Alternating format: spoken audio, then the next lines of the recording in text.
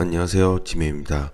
오늘 할 내용은 지매의 경매 칼럼에 있는 매매보다 경매가 좋은 이유라는 글에 대해서 보도록 하겠습니다. 부제로는 부동산 이중계약이죠.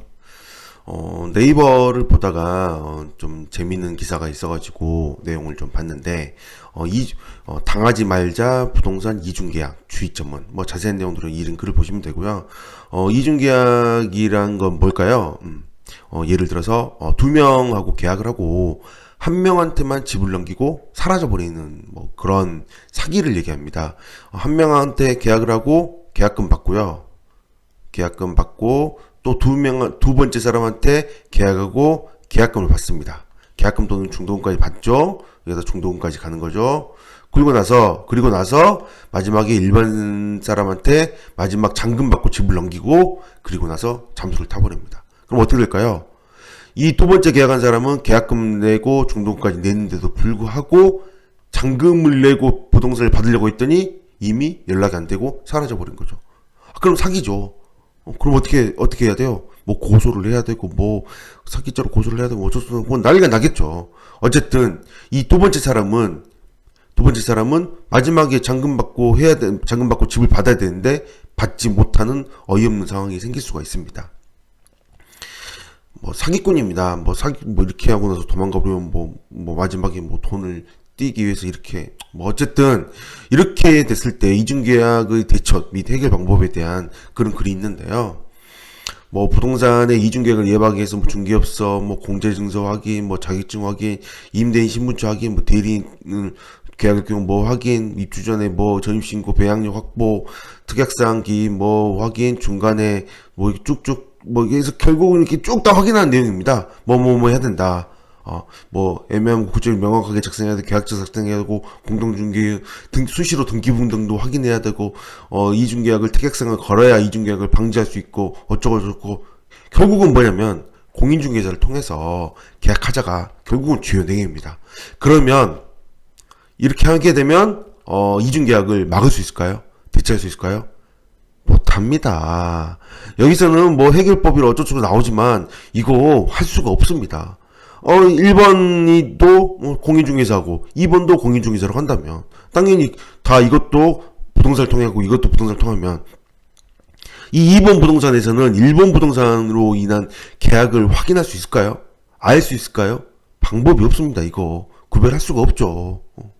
또 뭐 특약으로 뭐 문제가 생기면 2배를 해야 되고 그 다음에 뭐 어쩌고저쩌고 아무리 특약을 아무리 넣어봤자 2번 계약자가 계약금과 중도금까지 넣었다면 뭐 계약금만 해도 마찬가지겠지만 계약금과 중도금 냈다면 뭐 이미 이런 사기를 치고 도망간 사람이 2배 뭐 있을까요? 덜 줄 돈이.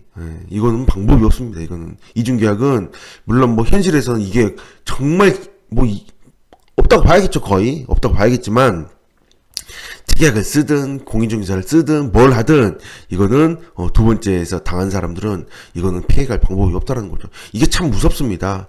저도 이제 경매를 하다 보니까 처음에는 아무 생각이 없었는데 하다 보니까 이런 생각을 하게 되더라고요. 만약에 내가 혹시 사기를 당하면 어떻게 될까? 물론 뭐 사기를 얼마나 그럴 가능성이 있겠냐면 만약에 이게 걱정이 된다면 우리나라에 있는 모든 매매 계약부터 다 전부 걱정이 돼야 되니까 정말 무서운 상황이 생기는 거죠.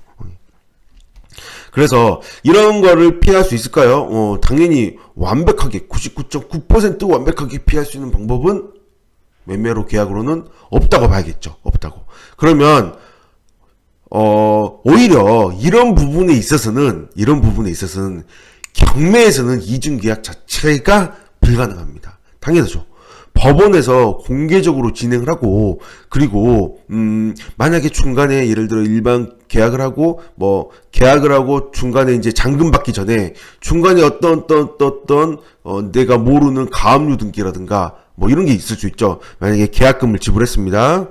계약금 지불하고 그 다음에 잔금이 이때인데 만약에 중도금이 없다고 하고 중간에 갑자기 큰 가압류가 들어왔습니다.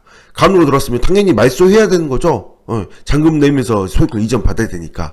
그런데 만약에 이 전 소유자가 가압류를 말소할 수 있는 만한 돈이 부족했다. 도저히 가압류가 너무 크게 들어와서 부족해버렸다. 그럼 어떻게 해야 돼요? 계약을 취소를 해야 되겠죠? 뭐 취소가 되든 다시 이제 뭐 계약금을 돌려받든 뭔가 해야 되잖아요. 근데 가압류가 어마어마하게 들어올 정도로 문제가 생길 정도면 이미 이제 돈이 없는 거죠. 계약금 받은 것도 썼을 가능성도 있고 어쩌고. 그렇게 되면 뭐예요? 이거를 돈을 돌려받아야 되는데 이렇게 되면 돈을 돌려받지 못하는 상황이 생길 수도 있다라는 겁니다. 매매 계약이란 게 이렇게 위험성을 가지고 갈 수밖에 없는 게 매매 계약인데 경매에서는 어떻게 돼요? 잔금 납부를 하면서 바로 뭐예요? 이 중간에 가압류가 또 들어왔든 뭐가 들어왔든 상관없이 전부 다 법원에서 직권으로 전부 다 말소를 시켜버리는 거죠. 말소를 전부 다 말소를 시켜버릴 수 있습니다. 경매는 왜 그래요? 법원에는 경매에서 낙찰받으면 뭐기 때문에요? 원시취득이 있기 때문이죠. 원시취득이 있기 때문에. 그래서 중간에 뭐 이중계약이 되든 뭐가 되든 가압류가 되든 뭐가 되든 압류가 되든 뭐가 되든 경매로 낙찰을 받게 되면 모두 다 직권 말소가 되기 때문에 정말 깔끔하게 받을 수가 있다는 거죠. 그래서 어떤 면에 있어서 너무나 나는 이건 정말 걱정이 많이 돼서 스트레스 많이 받는다. 계약일과 잔금일까지 또 기간이 엄청 길면 보통 이렇게 하시는 분도 있어요. 보통 짧게 잡아야 되는데 이렇게 막 6개월 이렇게 하시는 분도 있습니다. 그러면 어떻게 해야 돼요? 원래는 뭐 방지 차원에서는 이때 가등기 같은 거 하나 해놓으면 뭐 이렇게 뭔가 들어왔다라면 문제가 안 생기고 또는 이중 계약을 했다라고 한다 하더라도 가등기가 돼 있으면 가등기권자가 우선으로 먼저 받기 때문에 이 문제가 있어도 해결을 할 수가 있겠죠. 가등기도 하나의 좋은 방법이긴 하겠네요. 근데 이게 처음 계약 당시부터 가등기를 해달라 이것도 쉽지 않은 내용이니까요.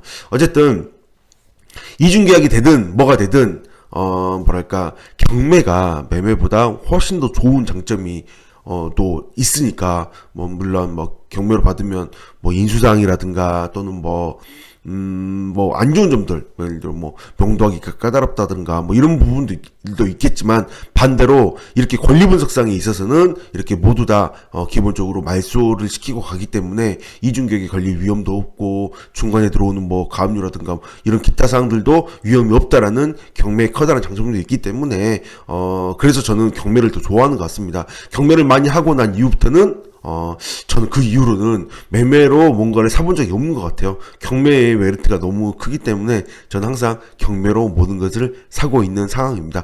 물론 매매보다 내가 원하는 물건, 내가 좋아하는 물건을 사기에는 쉽진 않겠지만 그래도 경매의 매력이 더 오히려 저는 깔끔하다는 생각이 좀 많이 듭니다. 오히려 매매보다는 깔끔하다는 느낌이 됐기 때문에 여러분들도 한번 경매의 매력 한번 느껴보세요. 재밌습니다. 네, 오늘 여기까지 합니다. 감사합니다.